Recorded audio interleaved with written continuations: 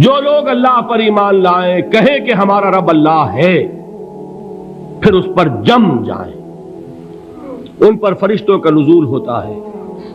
نہ کوئی غم کرو نہ خوف، خوشیاں مناؤ جنت کی جس کا تم سے وعدہ کیا گیا تھا۔ اللہ کی ربوبیت پر اطمینان جب انسان کو ہو جاتا، میرا رب اللہ ہے، ربی اللہ، انسان کے لیے نہ کوئی کھٹکا، نہ کوئی خطرہ، نہ کوئی خوف، نہ کوئی حزن۔ جو کچھ ہو رہا ہے کس کے اذن سے ہو رہا ہے؟ اللہ کے اذن سے۔ اللہ کے اذن کے بغیر پتہ تک نہیں ہلتا۔ یہ کوئی اندھا بہرا مادہ نہیں ہے جس سے مجھے کوئی خوف ہو۔ اندھا بھینسا چلا آ رہا ہو، اس سے تو ڈرنے کا ہر انسان کو ڈرنا چاہیے، نہ معلوم کس کو ٹکر مار دے۔ لیکن نہیں، اس کائنات کو چلانے والا ایک سمیع و بصیر خدا ہے، وہ جو میرا دوست ہے، میرا ولی ہے۔ اللہ ولی الذین آمنوا یخرجہم من الظلمات الی النور۔ اللہ اہل ایمان کا ولی ہے، ساتھی ہے، پشت پناہ ہے، مددگار ہے، حمایتی ہے۔ بتائیے جسے یقین ہو جائے کہ اللہ میرا مددگار، اللہ میرا محافظ، اللہ میرا پشت پناہ، اللہ میرا حمایتی، اس کے لیے کوئی خوف ہوگا؟ اس سے کوئی ڈر ہوگا؟ میں مثال دیا کرتا ہوں ایک بہت سادہ، پنجاب کے دیہات کی۔ تو بڑا چودھری ہے اور کوئی غریب کسان ہے۔ اس غریب کسان کے جانوروں کو ہر وقت اندیشہ ہوگا چوری کا، کوئی میری بھینس کھول کر نہ لے جائے، کوئی میرا بیل کھول کر نہ لے جائے۔ لیکن جس کے بارے میں یہ سب کو معلوم ہو کہ وہ جو بڑا چودھری ہے وہ اس کا دوست ہے، اس کی بچیا کو کوئی خوف ہوگا؟ اس کی بھینس پر کوئی ہاتھ ڈالے گا؟ اسے کوئی اندیشہ ہوگا؟ نہیں۔ کیوں؟ کہ وہ بڑا چودھری، بڑا اس کا یہاں کا سردار، جاگیردار، سب کو معلوم ہے وہ میرا دوست ہے، کوئی میرے خلاف اقدام نہیں کر سکتا۔ اس دنیا میں یہ چھوٹی سی بات اگر آپ کے دلی اطمینان اور سکون کا باعث بن سکتی ہے تو ذرا تصور کیجئے۔ میں لفظ تصور استعمال کروں گا صرف اس لیے کہ اس کا ہم جس کو کہتے ہیں ادراک اور شعور کر نہیں سکتے، اگر کے ساتھ کر سکتے۔ اگر یقین ہو کہ اللہ میرا مددگار اور یقین ہو کہ اللہ ہر آن میرے ساتھ ہے، پھر کوئی خوف؟ کس کا خوف؟ کوئی شے اللہ سے بالاتر ہے؟ کوئی قوت اس سے زیادہ طاقتور ہے؟ کوئی اس کے ارادے کو بدلنے والا ہے؟ کوئی اس کی مشیت کے آڑے آنے والا ہے؟ یہی بات ہے جو حضور نے فرمائی۔ یہ ایمان کا حاصل ہے لب لباب، کہ دیکھو اچھی طرح اس بات کو ذہن نشین کر لو، اگر تمام انسان مل کر تمہیں کوئی نقصان پہنچانا چاہے نہیں پہنچا سکتے، مگر جو کچھ اللہ نے لکھ دیا ہو، اور تمام انسان مل کر تمہیں کوئی نفع پہنچانا چاہیں نہیں پہنچا سکتے، مگر وہ شے جو اللہ نے طے کر دی ہو۔ آپ پھر میں کہوں گا ذرا طاری کیجئے، اسے فرض کیجئے، اسے سوچئے۔ اگر اس حدیث پر ہمارا دل ٹھکا ہوا ہو تو کسی سے ڈر ہوگا؟ یہ مجھے نقصان نہ پہنچا دے، یہ میری رپورٹ خراب نہ کر دے، یہ میری انکریمنٹ نہ رکوا دے، یہ میرا یہ نہ بگاڑ دے، یہ میرا یہ نقصان نہ پہنچا دے۔ اس کا ڈر، اس کا ڈر، اس کا خوف، اس کی خوشامد، اس کے لیے جا کر طرح طرح سے اپنی عزت نفس کو ذلیل کروانا اس کے سامنے، یہ سب کچھ کیوں کرتا ہے انسان؟ جب سمجھتا ہے کہ اس کے ہاتھ میں میرا کوئی نفع ہے، اس کے ہاتھ میں میرے لیے کوئی ضرر ہے، یہ مجھے کوئی گزن پہنچا سکتا ہے، یہ مجھے کوئی نقصان پہنچا سکتا ہے، یہ میرا کوئی کام بنا سکتا ہے، یہ میری کوئی ضرورت پوری کر سکتا ہے، اسی کا نام شرک ہے۔ جہاں آپ نے یہ سمجھا کہ غیر اللہ کے اندر کوئی طاقت موجود ہے، وہی شرک ہے۔ بتوں سے تجھ کو امیدیں، خدا سے نومیدی، مجھے بتا تو صحیح اور کافری کیا ہے؟ شرک تو یہ ہے۔ جس پر بھی تمہیں یہ خیال ہے، کلمہ ہے یہ کلمہ سوم، لا حول ولا قوت الا باللہ، ذرا اس پر دل کو کبھی اگر آپ تصور کریں، پھر فرض کریں، دل ٹھک جائے اس پر، کوئی طاقت نہیں۔ یہی بات تھی جو شیخ عبد القادر جیلانی رحمۃ اللہ علیہ نے اپنی وصیت میں اپنے بچے سے کہی. 11ویں دینے والے ہیں، لیکن حضرت شیخ عبد القادر جیلانی کی وصیت اور تعلیمات کو کتنے لوگ ہیں کہ جانتے ہو؟ یہ جن مقامات تک پہنچے ہیں وہ کس چیز کی بدولت پہنچے؟ انہوں نے جو پیغام دیا وہ کیا تھا؟ اے میرے بچے، جس طریقے سے قرآن مجید میں حضرت لقمان کی نصیحتیں جو ہے نقل کر دی گئی ہیں، میں یہ عرض کروں گا بالفرض اگر قرآن حضرت عبد القادر جیلانی کے بعد نازل ہوا ہوتا تو شیخ عبد القادر کی یہ نصیحتیں بھی قرآن میں درج ہوتی. اتنی اونچی نصیحتیں ہیں. اے میرے بچے، اس حقیقت کو ذہن نشین کر لے، لا فاعل فی الحقیقت ولا مؤثر الا اللہ. اس کائنات میں نہ کوئی فاعل حقیقی ہے نہ مؤثر حقیقی ہے سوائے اللہ کے. کسی شے میں کوئی تاثیر نہیں اگر اللہ نہ چاہے. آگ جلا نہیں سکتی اگر اللہ نہ چاہے. پانی ڈبو نہیں سکتا اگر اللہ نہ چاہے.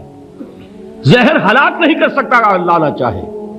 کوئی چیز فائدہ نہیں پہنچا سکتی اگر اللہ نہ چاہے. تو در در پہ کیوں سر جھکاتے ہو؟ در در پر کیوں جبیں سائی کرتے ہو؟ سب کے سامنے کیوں ہاتھ پھیلاتے ہو؟ ایک اللہ سے مانگو، ایک اللہ کے سامنے زمین پر اپنی جبین رکھو.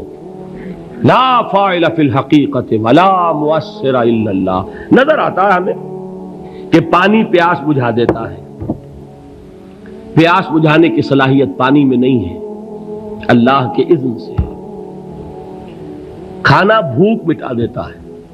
بھوک مٹانے کی صلاحیت کھانے میں نہیں ہے، اذن رب میں ہے. دیکھیے یہی یقین تھا. حضرت موسیٰ علیہ السلام کا واقعہ یاد کیجئے. سامنے سمندر آ گیا ہے، قوم دیکھتی ہے پیچھے کہ گرد و غبار کا طوفان ہے. معلوم ہوا کہ فرعون اپنے لشکر سمیت آ گیا ہے. لشکر جب چلتا تھا تیز رفتاری کے ساتھ تو گرد و غبار کا جو طوفان اٹھتا تھا اس کا تصور کیجیے. اور لمحہ بلمحہ وہ قریب آ رہا ہے. پوری قوم نے کیا کہا؟ اے موسیٰ انا لمدرکون، اے موسیٰ ہم کو پکڑے گئے. قرآن مجید نے تو یہاں وہ باتیں نہیں لکھی ہیں، لیکن تورات میں یہ درج ہے کہ بنی اسرائیل جھگڑنے لگے، دست و گریبان ہو گئے موسیٰ کے ساتھ. موسیٰ ہمیں یہاں مروایا لا کر، اس سے تو ہم ہی بہتر تھے. وہاں کھانے کو ملتا تھا، زندگی تو تھی، بیگار ہم کر رہے تھے، موت تو نہیں تھی. اب جو کچھ ہوگا اس کا تصور کرو، جس طریقے سے ہمارے ٹکڑے اڑائے جائیں گے. تو لڑ رہے ہیں حضرت موسیٰ علیہ السلام سے. یہ تورات کی تفصیل ہے. قرآن میں صرف اتنا آیا ہے، پریشان ہو کر انہوں نے کہا انا لمدرکون، موسیٰ ہم تو پکڑے گئے. اس وقت موسیٰ کا جواب کیا ہے؟ کلا ان معی ربی سیہدین. نہیں، میرے ساتھ میرا رب ہے، وہ راستہ دے گا. بتائیے کہاں راستہ نظر آ رہا ہے؟ یہ ہے ایمان بالغیب. راستہ نظر نہ آئے تب اللہ پر یقین ایمان ہے. جیب میں پیسے ہوں اور تب دل کو اطمینان ہے تو ایمان کس پر ہوا؟ پیسے پر، اللہ پر نہیں. جب وسائل و ذرائع نہ ہو اور پھر یقین ہو کہ اللہ مسبب الاسباب ہے، وہ اسباب کا پابند نہیں ہے، وہ اسباب کا محتاج نہیں ہے، اسباب اس کے محتاج ہے.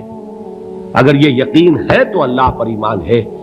یہ نہیں ہے تو تمہارا ایمان اسباب پر ہے، وسائل پر ہے، ذرائع پر ہے، مادیات پر ہے، اللہ پر نہیں. اس وقت کہاں راستہ تھا؟ کوئی راستہ تھا؟ سمندر ہے اور ادھر سے لشکر آ گیا ہے. کلا ان معی ربی سیہدین. اب دیکھیے ایمان کہہ دینا آسان ہے، ہوا معکم اینما کنتم، جہاں کہیں بھی تم ہوتے ہو اللہ تمہارے ساتھ ہوتا ہے. لیکن اس کا یقین قائم ہو جائے تو زمین و آسمان کا فرق واقع ہو جائے. یہی بات ہوئی حضور کے ساتھ. غار ہے، چھپے ہوئے ہیں محمد الرسول اللہ اور آپ کے وہ یار غار ابو بکر صدیق رضی اللہ تعالی عنہ.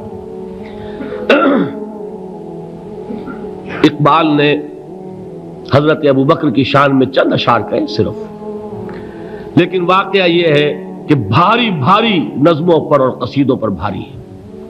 طویل ترین نظمیں اور قصیدے ہوں ان پر بھاری ہے. ہمتیں ابو بکر کی ہمت جو ہے کشت ملت را چو ابر، جیسے بارش سے کھیتی اپجتی ہے، ابو بکر کی ہمت اور عزیمت اس امت کو اسی طرح سینچنے والی ہے۔ ثانیے اسلام و غار و بدر و قبر، وہ دوسرے تھے اسلام میں، دوسرے پہلے کون تھے؟ انا اول المومنین، حضور فرماتے ہیں سب سے پہلا ایمان لانے والا میں، دوسرے ابو بکر۔ ویسے ہمارے ہاں یہ چلتا ہے اختلاف، حضرت علی پہلے ہیں کہ حضرت ابو بکر پہلے ہیں، لیکن اس میں بڑی خوبصورت تطبیق قائم کی ہے علماء نے، اور بہت صحیح ہے۔ چار کے بارے میں فیصلہ ہی مت کرو کہ کون پہلے ہے، ان کی ایک عجیب تقسیم کر دی ہے۔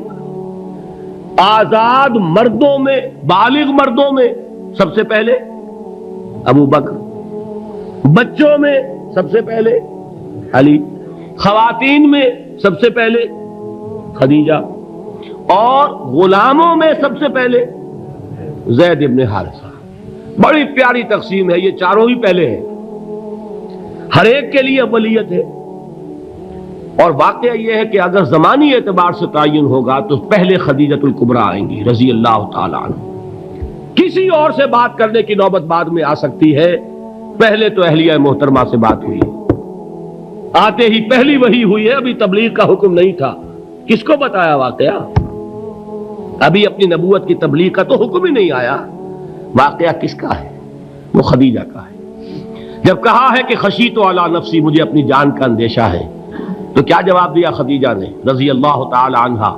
وہ صدیقۃ الکبریٰ ہے، صدیقات جو ہے خواتین ان میں چوٹی پر خدیجۃ الکبریٰ ہے رضی اللہ تعالی عنہا، اور صدیق جو مرد ہیں ان میں صدیق اکبر ہے ابو بکر صدیق رضی اللہ تعالی عنہ، لیکن صدیقات میں چوٹی پر۔ جب حضور نے فرمایا خشیت علی نفسی، کیا فرمایا؟ کیا عرض کیا؟ کیسے تسلی دی؟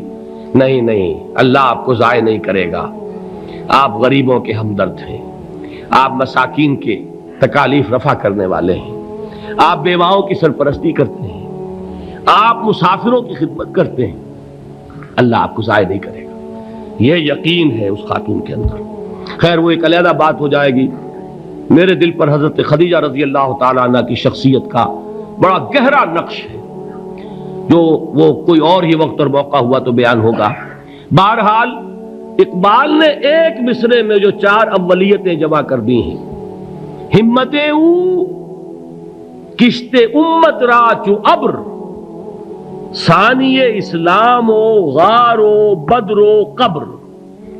اسلام میں حضور کے بعد پہلے کون؟ ابو بکر۔ غار میں حضور کے ساتھ کون؟ ابو بکر۔ بدر کی رات اللہ کا رسول سربسجود وہ جھاڑ، وہ گھاس پھوس کی جو جھوپڑی بنائی گئی تھی، اور وہاں تلوار ننگی لے کر پہرا دینے والا کون؟ ابو بکر۔ اور اس حجرہ عائشہ میں محمد کے بعد سب سے پہلے دفن ہونے والا کون؟ ابو بکر رضی اللہ تعالی عنہ صلی اللہ علیہ وسلم۔ وہ جو معاملہ میں سنا رہا تھا غار ثور کا، حضرت ابو بکر بھی حضور کے خیال سے لرز گئے ہیں۔ آپ کو یاد ہوگا کہ جا کر پہلے تمام جتنے سوراخ تھے انہیں بند کیا ہے، ایک سوراخ رہ گیا تھا جس کو بند کرنے کے لیے کوئی کپڑا نہیں تھا، وہاں اپنی ایڑی رکھی ہے، تب کہا ہے حضور سے تشریف لائیے، اور اپنے زانو پر حضور کو لٹایا ہے، اور وہاں کسی موذی جانور نے کاٹا ہے، حضور کی آنکھ لگ گئی تھی، اس وقت اس بل کے اندر جو بھی بچھو ہے کیا ہے واللہ عالم، اس نے کاٹا ہے، اس کی تکلیف کی وجہ سے ابو بکر کی آنکھوں سے آنسو ٹپک گئے، حضور کے چہرے مبارک پر پڑے ہیں، تو حضور جاگے ہیں، معاملہ کیا ہے؟ ایڑی نہیں ہٹائی وہاں سے، مبادا وہ جانور وہاں سے نکل کر محمد الرسول اللہ کو کوئی گزن پہنچا دے، ابو بکر کی ایڑی ہے، جس طرح چاہے کھا لے، ختم کر دے، جان نکل جائے تب کوئی آنچ آئے محمد پر تو آئے، لیکن جیتے جی نہیں۔ وہ ہے ابو بکر حضور کے خیال سے۔ اس وقت حضور نے پھر اپنا لعاب دہن لگایا ہے، اور اس سے پھر آپ کی تکلیف ختم ہوئی۔ جیسے خیبر میں حضرت علی کی آنکھ دکھ رہی تھی، اس کو جو شفا حاصل ہوئی ہے وہ بھی حضور کے لعاب دہن سے ہوئی۔ تو بہرحال اس وقت انہوں نے کہا ہے کہ اے نبی یا رسول اللہ، اگر اس وقت ان میں سے کسی